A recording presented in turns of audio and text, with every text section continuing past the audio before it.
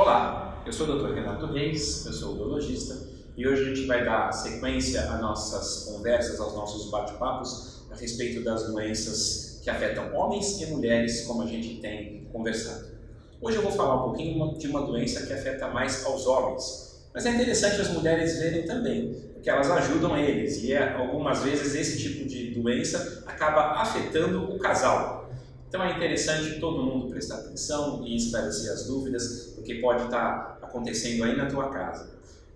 Que tipo de doença então eu estou falando? Eu estou falando da popular andropausa. Ah, doutor, já ouvi falar isso na televisão, andropausa é a menopausa do homem, não é? Pois é, não é. É uma confusão que tem sido feita com uma frequência enorme, porque o nome andropausa, na verdade, é um nome errado. Não existe andropausa. Como não, doutor? A gente vê todo dia na televisão alguém falando sobre isso, no rádio, e sempre alguém citando, e eu tenho um vizinho que tem andropausa. Como é que é essa história aí? Bom, então vamos lá. Eu vou falar um pouquinho em termos técnicos para vocês. Vou tentar explicar um pouquinho o que é para vocês entenderem por que esse termo é errado. Bom, o termo que a gente conhece e que é o que a gente vê com verdade aí é a menopausa nas mulheres. O que é a menopausa? É a parada na produção de hormônios, do estrógeno, da progesterona, que são hormônios importantes para a mulher. A mulher realmente para a produção desses hormônios depois de uma determinada idade. O homem tem um hormônio principal, que é a testosterona, e que não é parada a produção desse hormônio. Ou seja, não existe uma andropausa, por isso que é um termo errado.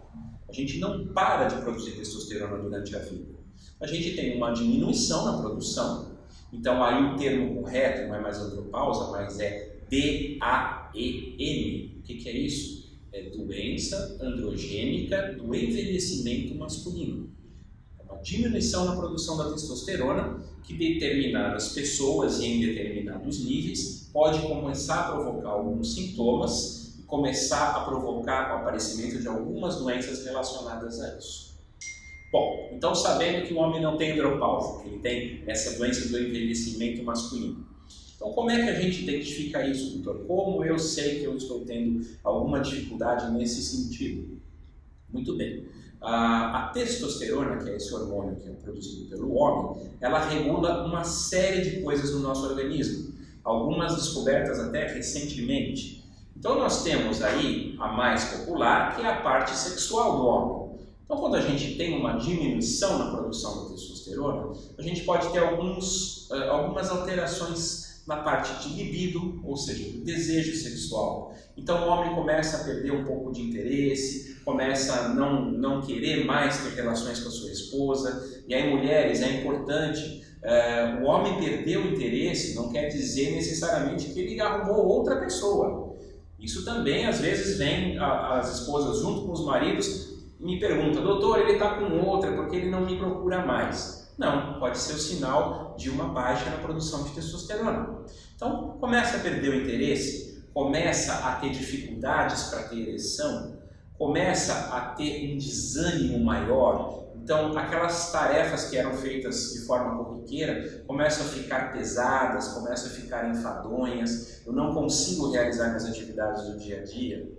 Começa muitas vezes a ter uma sonolência acima do normal, não quer sair da cama, chega final de semana, não consegue levantar, quer ficar dormindo o dia inteiro.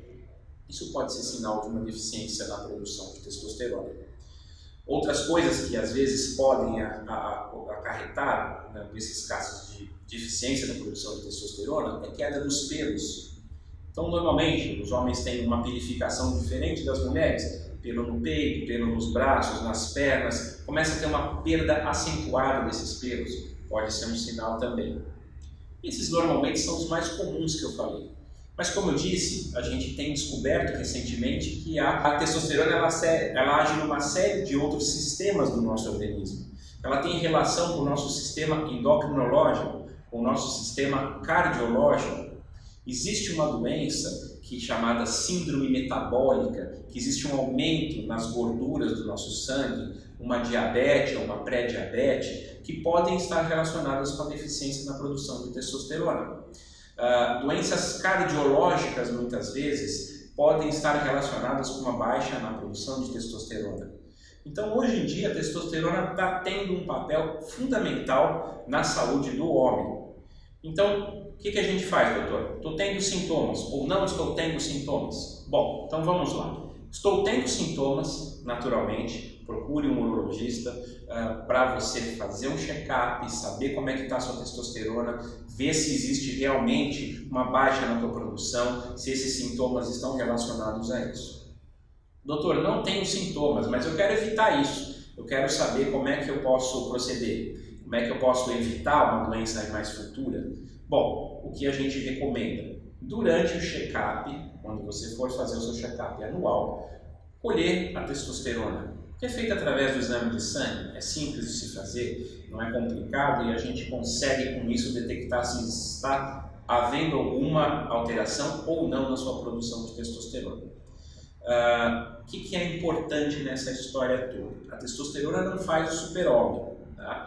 Então, assim, doutor, eu estou com dificuldades de relacionamento, eu estou sentindo um cansaço excessivo, eu acho que eu estou com esse problema. Muito bem, dosou a testosterona, ela está dentro do normal, então não é isso.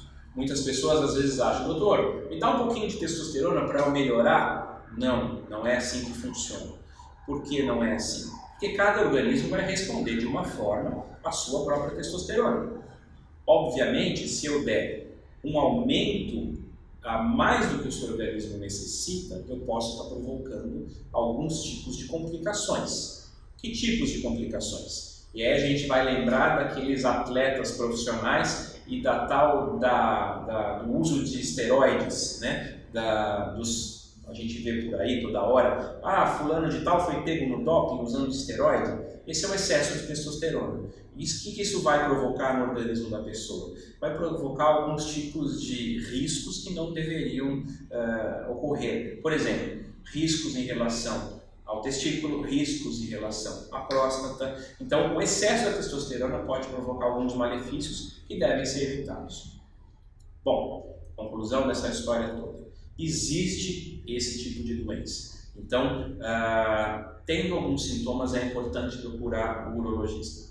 Não tendo sintomas, no check-up é importante a gente estar olhando sobre esse assunto.